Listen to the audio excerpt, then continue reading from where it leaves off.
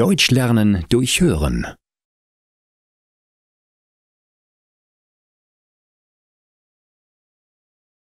Stasi.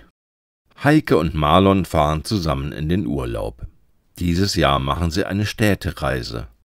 Momentan sind sie in einem schönen Hotel in Berlin. Heute wollen sie ein Museum besichtigen. Das Museum heißt Stasi-Museum. Das Museum ist im ehemaligen Ministerium der Staatssicherheit. Im Museum erfahren Heike und Marlon viel über die deutsche Geschichte. Nach dem Zweiten Weltkrieg haben die Siegermächte USA, Großbritannien, die Sowjetunion und Frankreich Deutschland aufgeteilt.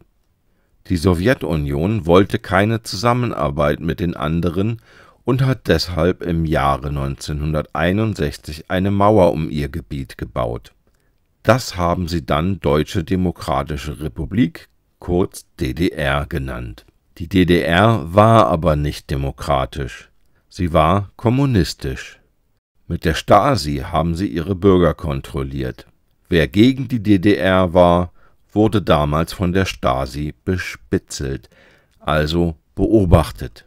In den Gefängnissen der Stasi wurden diese Menschen in der Vergangenheit gefoltert. Im Ausland unterstützte die Stasi Rechtsextreme und machte Terroranschläge. Die Stasi hat auch in der DDR immer wieder Gegner der Regierung umgebracht. Das alles lernen Heike und Marlon im Museum.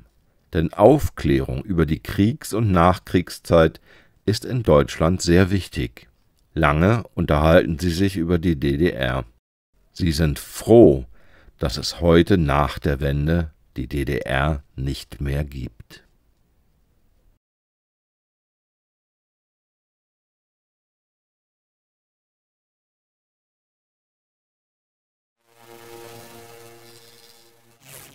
Deutsch lernen durch Hören.